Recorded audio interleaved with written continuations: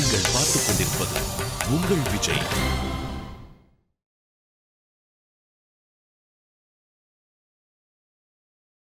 பதினேழு pant, 16 sorry, மொத்தம் எவ்வளவு ஆச்சு? 28மா. அடடே தங்கம், அம்மா சாந்தி, ஆக அவனை பாரு.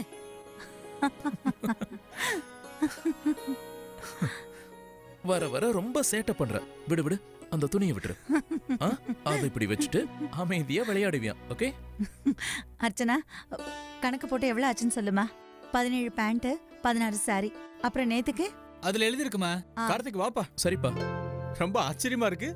இன்னைக்கு சாந்தியா உட்காந்து கணக்கு பாத்துக்கிட்டு இருக்கா. இத பாரு தம்பி, நீ கவலையே படாத, சாயங்காலத்துக்குள்ள கணக்கு போட்டு உன்னை அனுப்பிடுவா. அண்ணி, சாந்தி கணக்கு போட்டு முடிச்சதுக்கு அப்புறம் நீங்களும் ஒரு தடவை கணக்கை நல்லா செக் பண்ணிடுங்க. நான் ஏன் சொல்றேன்னா, சாந்தி 20 துணிக்கு பதிலா 30 துணிக்கு பணம் கொடுத்துட போறா. சரிங்கம்மா, அப்ப நான் கிளம்புறேன். வரேங்க.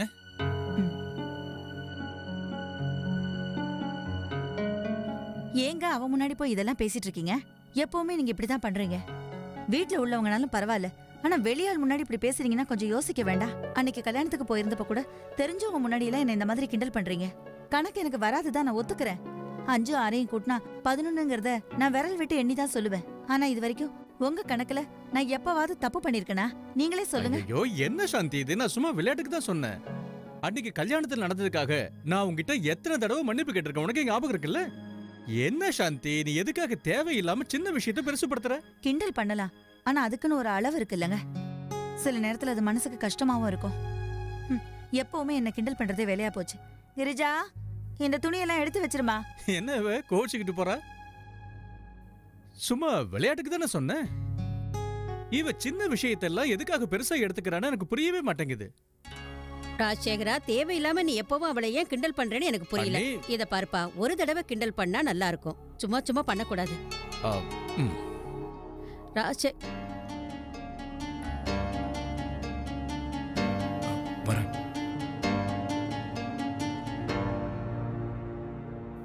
பெரியம்மா, அம்மா வருத்தப்பட்டாங்கல்ல? நீ ஒன்னும் கவலைப்படாத, சாயந்தரமே சமாதானம் ஆயிடுவாங்க. ஏ, நீயும் கார்த்திக்கும் தான் சின்ன பிள்ளை மாதிரி சண்டை போட்டுக்குவீங்களா? அவங்களும் சண்டை போட்டுக்குவாங்க. இல்லப்பா, என்னால முடியல. இந்த இதை நீயே வச்சுக்க. கொஞ்சம் முயற்சி பண்ணி பாருங்க பாட்டி. இப்ப பாருங்க, இந்த நடுவுல இருக்கிற பட்டன் அழுத்துங்க, இப்ப ஸ்டார் அழுத்துங்க, அப்புறம் போன் ஓபன் ஆயிடும். அது இல்லப்பா, நானும் நிறைய தடவை முயற்சி பண்ணி பார்த்துட்டேன், ஆனா வரமாட்டேங்குதே. எனக்கு இதெல்லாம் எதுக்கு? உங்ககிட்ட பேசணும்னு இருந்தா சாதாரண போன் வச்சிருப்பாங்கல்ல, அதுல இருந்து பேசுறேன். உங்க எல்லாரோட நம்பர் நான் எழுதி வச்சிருக்கேன்ல. அதுக்கு இல்லைங்கம்மா, இது ரொம்ப உபயோகமா இருக்கும், வச்சுக்கோங்க. உங்களுக்கு இன்னொரு விஷயம் தெரியுமா பாட்டி? இதுல நீங்க எல்லா நம்பரையும் அழுத்தவே வேண்டாம். 1 அழுத்தினா பெரியப்பாவுக்கு, 2 அழுத்தினா அப்பாவுக்கு. நான் எல்லாத்தையுமே கரெக்டா செட் பண்ணி வச்சிருக்கேன் பாட்டி. அப்படியா? வச்சுக்கோங்க. சரி, அப்படின்னா வச்சுக்கிறேன். கோகிலா கிட்ட சொல்லி எல்லாத்தையும் பாத்துக்கிறேன். சரி, நான் கோகிலா பாட்டி கிட்ட எல்லாத்தையுமே எழுதி கொடுத்துறேன். என்ன?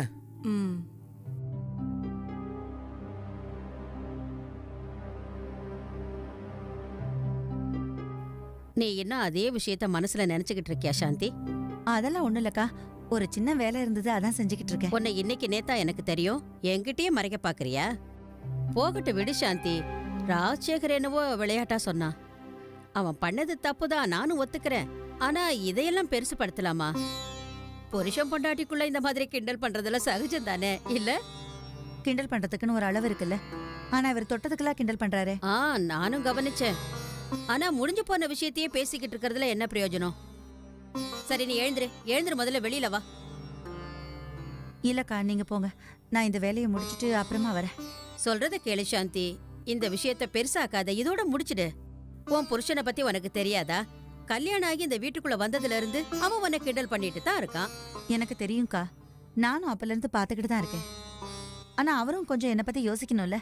உங்க முன்னாடி மாமா முன்னாடினா பரவாயில்ல, ஆனா இன்னைக்கு மருமக முன்னாடி என்ன கிண்டல் பண்ணிட்டாரு.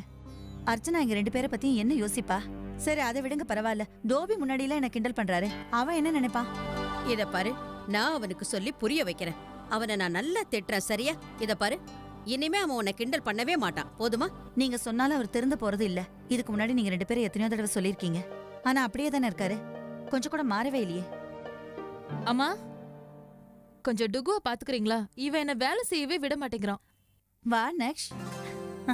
என் தங்கம், என் செல்ல குட்டி, வா வா வா. என்ன பண்றீங்க? அம்மா வேலை செய்ய விடுறது இல்லையா? பாட்டி கூட விளையாடுறியா? விளையாடலாமா?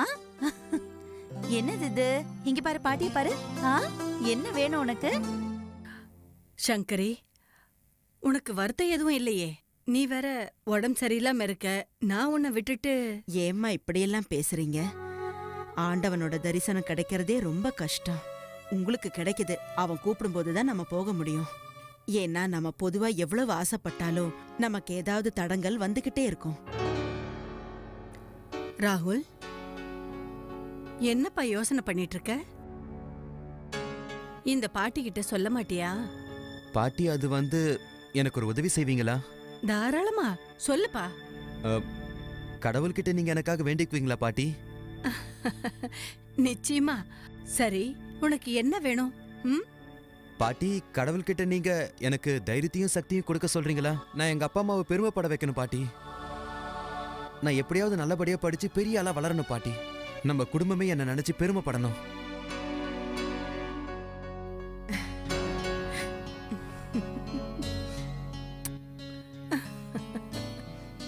கடவுள் உன்னோட ஆசைய நிச்சயமா நிறைவேற்றுவாரு. டேய் பட்டு, தாத்தா சொல்லு, தாத்தா சொல்லு. நிறைய தடவை சொல்லி கொடுங்க, நிச்சயம் அவன் சொல்லுவான். தாத்தா.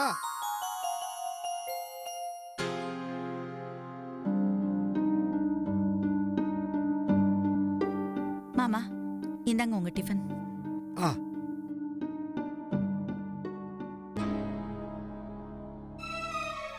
இந்த கார்த்திக், ரொம்ப பசிக்குதா?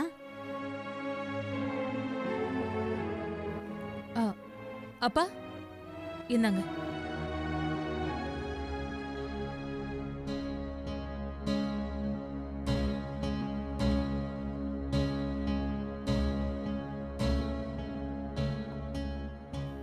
அண்ணா, நான் மாடியில் என் ரூம்ல இருக்கேன். ஆஃபீஸ் வேலை கொஞ்சம் பார்க்க வேண்டியிருக்கு, அதான். ஓகேப்பா.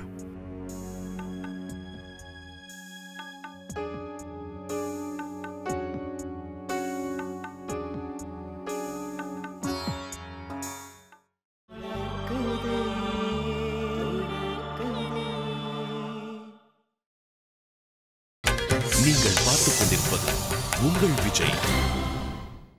வண்டி கிளம்புற வரைக்கும் இருந்தல்ல? ஆமாமா, ட்ரெயின் அங்கிருந்து கிளம்புனதுக்கு அப்புறம் தான் நான் ஸ்டேஷன்ல இருந்தே வந்தேன். சரி. வந்தனா நான் வரும்போது தான் கவனிச்சேன், தியேட்டர்ல நல்ல ஒரு இங்கிலீஷ் படம் போட்டிருக்கான். அம்மா, நாங்க 2 பேரும் போலாமா? என்னப்பா, என்ன எதுக்காக நீ கேட்டுட்டு இருக்க? பார்க்கணும்னு ஆசையா இருந்தா போயிட்டு வா. அம்மா, நான் எப்பவுமே உங்ககிட்ட தானே கேட்பேன். அம்மா, அப்புறம் அனன்யா? இல்ல வந்தனா, அவளை கூட்டிட்டு போக வேண்டாம். அவளை நான் பாத்துக்கிறேன். சரி, போயிட்டு வரட்டுமா? போயிட்டு வாங்க, போ.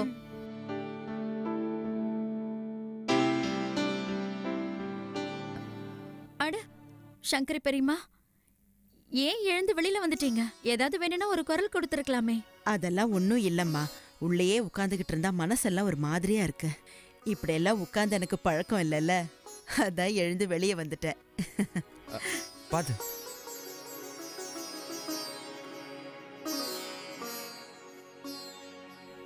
என்ன சங்கரி பெரியம்மா, என்ன காரியம் பண்றீங்க? ஐயோ, எதுக்கு இதுல உட்காருறீங்க? நீங்க அங்க வந்து உட்காருங்க, வாங்க. வேண்டாம்மா, நான் இங்கேயே உட்கார்ந்துக்கிறேன். ஏன்னா இதுதான் என்னோட சிம்மாசனம். இதுல உட்கார்ந்து எத்தனை பேருக்கு இந்த சங்கரி கல்யாணம் பண்ணி வச்சிருக்கிறேன் தெரியுமா? ஒன்னு தெரியுமா கார்த்திக், இன்னைக்கு அம்மாவோட மூடு ரொம்ப மோசமா இருக்கு. பரவாயில்ல அர்ச்சனா, இது ஒன்னும் பெரிய விஷயம் இல்ல, நீ அதுக்காக டென்ஷன் ஆகாத. இல்ல கார்த்திக், அம்மா அப்பா மேல ரொம்ப கோவமா இருக்காங்க. ஆமா, நானே அவங்க கோவத்தை பார்த்தேன். எனக்கு தெரியும். ஆனா அவங்க கோவம் எப்படிப்பட்ட கோவம் தெரியுமா? நம்ம கோவம் மாதிரி தான். அது மட்டும் இல்ல, புருஷன் பொண்டாட்டிக்குள்ள இந்த மாதிரி சண்டை இருக்கதான் செய்யும். நம்ம எவ்வளவு சண்டை போட்டுக்கிறோம். என்னதான் இருந்தாலும் அவங்க அப்பா அம்மா இல்லையா? நம்மள மாதிரி தான் இருப்பாங்க. ஏன் கொஞ்சம் அதிகமா கூட இருக்கலாம் இல்ல? என்ன கார்த்திக், நீங்க விளையாட்டு பண்றீங்க? நான் சீரியஸா பேசிட்டு இருக்கேன். என்ன விட அம்மா தான் இதுல சீரியஸா இருக்காங்க. நான் நிஜமா தான் சொல்றேன். நாம இந்த விஷயத்துல ஏதாவது பண்ணலனா பிரச்சனை ரொம்ப பெருசாயிடும். பிரச்சனை பெருசாகாது, ஒண்ணும் இல்லாம போயிடும். நீ வேணா பாரு. சூப்பரா வாசனை வருதா? அது என்ன வாசனை தெரியுமா? பாயசம் வாசனை. அதை யாரு செய்யறாங்க தெரியுமா? அம்மா. ஆனா அவங்க அப்பாவுக்காக செய்யல, பெரியப்பாக்காக செய்யறாங்க. அவர்தான் பாயசம் வேணும்னு இப்ப கேட்டாரு. பட் ஐ அம் ஷூர் அம்மா ரொம்ப பாசமா அப்பாவோட ஃபேவரட் பாயசத்தை அவங்க பரிமாறினாங்கன்னா அவரோட கோவம் எல்லாம் பறந்து போயிரும். நீயே பாரு. அப்படியான சந்தோஷம் தான் கார்த்திக். நானும் அதை தான் எதிர்பார்க்கிறேன். நீ என்ன சொல்ற ராதிகா? ஆமா சங்கரி பெரியம்மா, நினைச்சு நான் கவலைப்பட்டுட்டு இருக்கேன். எப்படி புரிய வைக்கிறதுன்னு எனக்கு புரியல.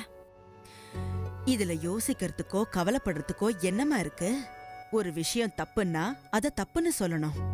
2 பேருமே சின்ன பசங்க. இந்த வயசுல இந்த மாதிரி அவங்கள பத்தி யோசிக்கலாமா? அதான் பெரியம்மா, அது புரியாம தான் நான் குழம்பிட்டு இருக்கேன். ஆனா சுமதி எப்போ இதை புரிஞ்சுக்க போறான்னு தெரியல. நீ எதுக்கும் கவலைப்படாத ராதிகா. ஃபோன் பண்ணி அவங்களுக்கு தெளிவா எல்லாத்தையும் எடுத்து சொல்லிடு. அவங்க அதை புரிஞ்சுக்கிட்டாங்கன்னா அவங்களுக்கு அது நல்லது.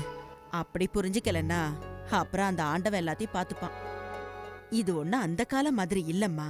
சின்ன பசங்களுக்கெல்லாம் இப்ப கல்யாணம் பண்ணி வைக்க முடியாது. நான் கூட 18-20 வயசுக்குள்ள இருக்கிற பொண்ணுங்களோட வரன் வந்தா அதை எடுத்துக்க மாட்டேன். அவ மனசுல என்ன நினைச்சிட்டு இருக்கானே புரியல. ஒரு பக்கம் எனக்கு தம்பிக்கிட்ட பேசி பார்க்கலான்னு தோணுது.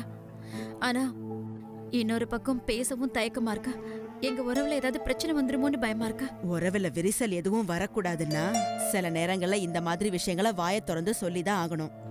இந்த மாதிரி விஷயங்கள் நம்ம வீட்டு குழந்தைங்களோட சந்தோஷத்தை கெடுக்கும் போது நாம வேற எதை பத்தியும் யோசிக்க கூடாது. இது இந்த வீட்டு குழந்தைங்களோட வாழ்க்கை பிரச்சனை. நல்லா யோசிச்சு பாரு. நான் சொல்றத தயவு செஞ்சு கேளு ராதிகா. இந்த விஷயத்துல இதுக்கு மேலயும் நீ தயங்காத. ஆமா, வேற எதை பத்தியும் நீ யோசிக்காத. நேரடியா எல்லாத்தையும் பேசிடு. இல்லைன்னா நாளைக்கு நீதான் வருத்தப்பட வேண்டியிருக்கும். அந்த ராஜாவுக்கு கோபம் வந்துருச்சு. அவன் என்ன சொன்னா, இவ்வளவு தைரியம் தான் நீ இப்படி எல்லாம் பண்ணுவேன்னு கேட்டு அடிக்க ஆரம்பிச்சான். என்ன இருந்தாலும் எனக்கு சமமா நீ வணக்கம் சொல்லலாமான்னு கேட்டு அடிக்க ஆரம்பிச்சான். அவனும் எவ்வளவோ புரிய வைக்க முயற்சி பண்ணான். ஆனா ராஜா கேட்கவே இல்ல. அர்ச்சனா, உன்னோட மாமனாருக்கு நீயே கொடுத்துரு. சரிம்மா.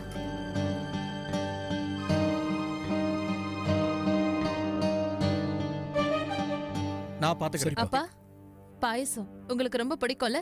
அம்மா உங்களுக்காகவே செஞ்சாங்க. எனக்கு வேண்டாம். அதுக்கு இல்லப்பா, இந்த பாயசம் உங்களுக்கு ரொம்ப பிடிக்கும்ல? பிடிக்கும் தான், ஆனா எனக்கு வேண்டாம்.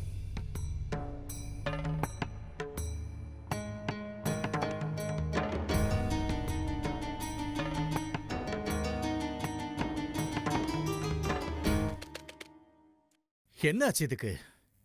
அப்பா, பேட்டரி வீக் ஆயிருக்கும். இப்ப நான் எப்படி கணக்கு போடுவேன்? என் வேலை எப்படி நடக்கும்? இதுக்கு விரல் விட்டு என்றவங்க எவ்வளவோ பரவாயில்ல. பேட்டரியும் வீக் ஆகாது, வேலையும் நின்னு போகாது.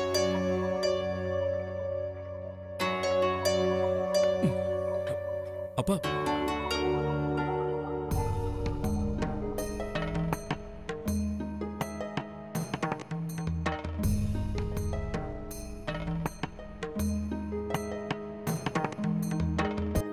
என்ன ஆச்சு இந்த 2 பேருக்கும்?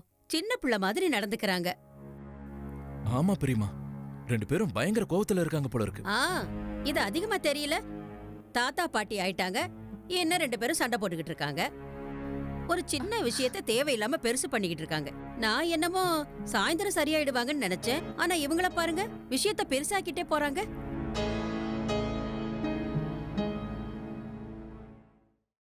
ரெண்டு பேரும் எப்படி சமாதானம் ஆவாங்கன்னு தெரியல. நான் இந்த வீட்டுக்கு வந்ததுல இருந்து இவங்க 2 பேரும் இப்படி சண்டை போட்டு பார்த்ததே இல்ல. இவ்ளோ கோவமா? நீங்க கவனிச்சீங்கல்ல கார்த்திக்? ஆமா அர்ச்சனா, நீ சொல்றது கரெக்ட் தான். இந்த முறை பிரச்சனை பெருசாயிடுச்சு. இப்ப என்ன பண்றது கார்த்திக்? நீங்க தான் ஏதாவது பண்ணணும். எனக்கு என்ன பண்றதுன்னு ஒண்ணுமே புரியல. என்ன கார்த்திக் பண்றது? அர்ச்சனா, ஒரு சூப்பர் ஐடியா இருக்கு. நாளைக்கு சாயந்தரத்துக்குள்ள அம்மா அப்பாவோட பிரச்சனை தீந்துரும். ஆனா அதுக்கு என்னோட பிளான்ல உன்னோட உதவி எனக்கு ரொம்ப தேவை. நான் வெயிட் பண்ணிட்டு இருக்கேன். முதல்ல பிளான் என்னன்னு சொல்லுங்க. உன் காதை கொஞ்சம் காட்டுறியா? சூர்யா, இன்னைக்கு அண்ணனி அம்மா கூடவே தூங்கட்டும்.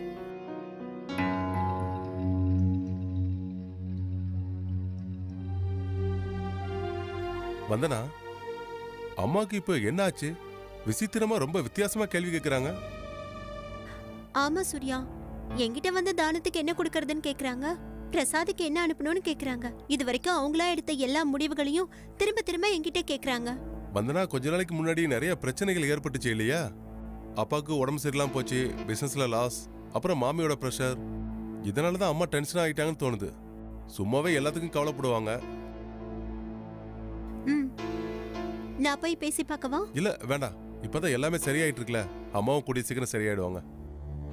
பார்க்கலாம், ஒருவேளை பேச வேண்டிய சூழ்நிலை வந்துச்சுன்னா அப்ப பேசலாம். எதுக்கு யோசனை பண்ணணும்?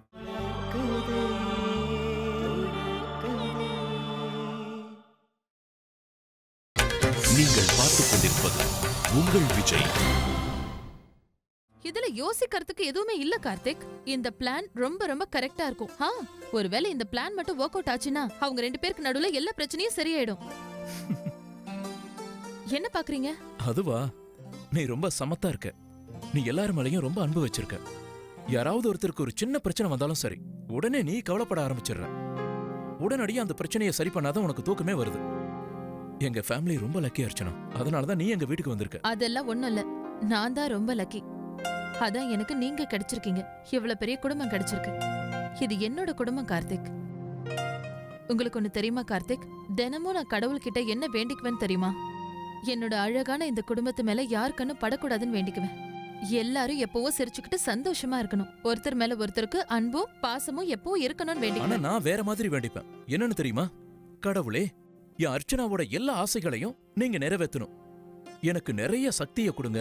நான் எப்பவும் அவளுக்கு துணையா இருக்கணும்னு அவர்கிட்ட வேண்டிப்பேன். நீங்க தான் ஏற்கனவே எனக்கு துணையா இருக்கீங்களே கார்த்திக். உங்க சப்போர்ட் இல்லாம என்னால எதுவுமே பண்ண முடியாது. ஆனா என் ஆசை பூரா இதுதான். என் வாழ்க்கை பூரா இதே மாதிரி சப்போர்ட் பண்ணிக்கிட்டே தான் இருப்பேன். உன் முன்னாடி ஒரு சோல்ஜர் மாதிரி நிப்பேன். அப்பதான் எந்த பிரச்சனையா இருந்தாலும் அது உன் வரைக்கும் வரவே வராது. உன்னை நெருங்கவே முடியாது. ஒருவேளை என்னை தாண்டி வந்துருச்சுன்னா உடனே நான் எப்படி இவனை மறந்தேன்? உனக்குதான் இந்த தளபதி இருக்கானே, உன்னை எப்பவும் பாதுகாக்க. தளபதியா? ஆமா. இனிமே நீ எதுக்குமே டென்ஷன் ஆக வேண்டாம். வாங்க தளபதி சார், அப்பா கிட்ட வாங்க. நீ என்னோட தளபதியா? எங்க பாத்தியா அர்ச்சனா? இவனோட மசில்ஸ பாத்தியா? நம்ம பையனோட மசில் சூப்பரா இருக்கு. இத வச்சுதான் அம்மாவை காப்பாத்த போறியா? எப்படி காப்பாத்த போறீங்கன்னு சொல்லுங்க. இப்படியா? பண்ணு பண்ணு.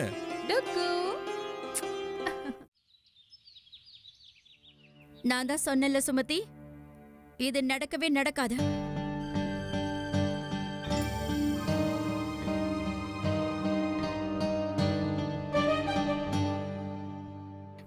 ஏன் நீங்க எல்லாரும் என்ன ஒரு மாதிரி பாக்குறீங்க? இதுக்கு முன்னாடி ஒன்னு நாங்க இந்த மாதிரி பார்த்ததே இல்லையே. அதனால தான் எங்களால நம்பவே முடியல. என்னால கூட தான் நம்பவே முடியல. நான் சுமதி கிட்ட கொஞ்சம் ஓவரா பேசிட்டேன்னு நினைக்கிறேன். ஆனா சங்கர பெரியம்மா தான் எனக்கு இவ்வளவு தைரியம் கொடுத்தாங்க. என் குடும்பத்துக்காகவும் என் குடும்பத்தோட சந்தோஷத்துக்காகவும் நான் சுமதி கிட்ட இப்படி பேசிதாங்க ஆகணும்.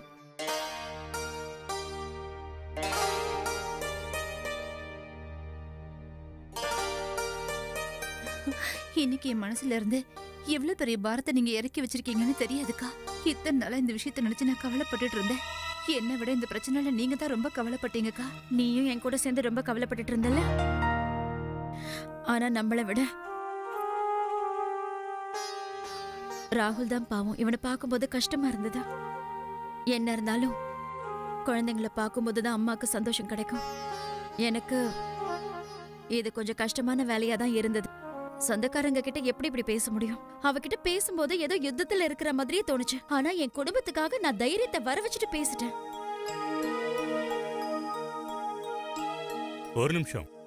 ஒரு நிமிஷம் அப்படியே இரு. இந்தா இத பிடி. இதை இப்படி நல்லா தூக்கி பிடி. இன்னும் மேல. இப்ப பாதியில விட்டதை மறுபடியும் சொல்லு. என்ன என்ன? இல்ல யுத்தம் அது இதுன்னு பேசிட்டு இருந்தல்ல, யுத்தத்தை பத்தி பேசும்போது கையில ஆயுதத்தோட தானே பேசணும்.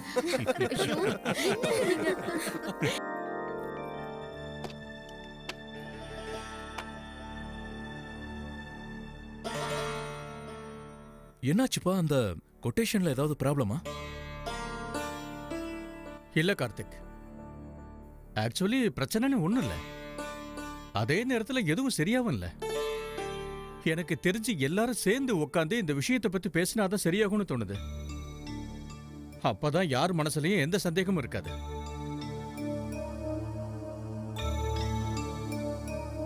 ஆமா, அந்த ஃபைல் எங்க போச்சு? எந்த ஃபைல கேக்குறீங்கப்பா? அதான் கார்த்திக், இப்பதான் அந்த ஃபைல் எங்க வச்சேன். சாந்த்,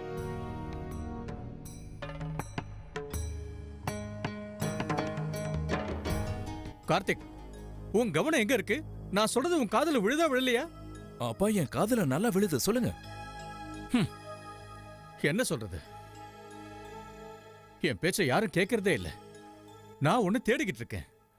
அது எங்க இருக்குன்னு சொல்றது கூட எல்லாருக்குமே கஷ்டமா இருக்கு. அர்ச்சனா, என்ன பண்றது? கஷ்டமா தானே இருக்கு. கண்ணுக்கு கண்ணாடி போடணும். கண்ணாடி கண்ணு முன்னாடியே தான் இருக்கு. அதை போட்டுக்கிட்டு தேடினா தானே எல்லாமே கிடைக்கும்.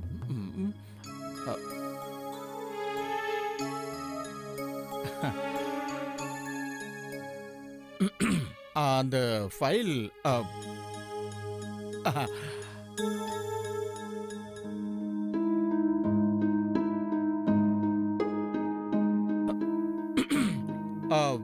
நான் உங்க பெரியப்பாவை பார்த்துட்டு வரேன். சரிப்பா.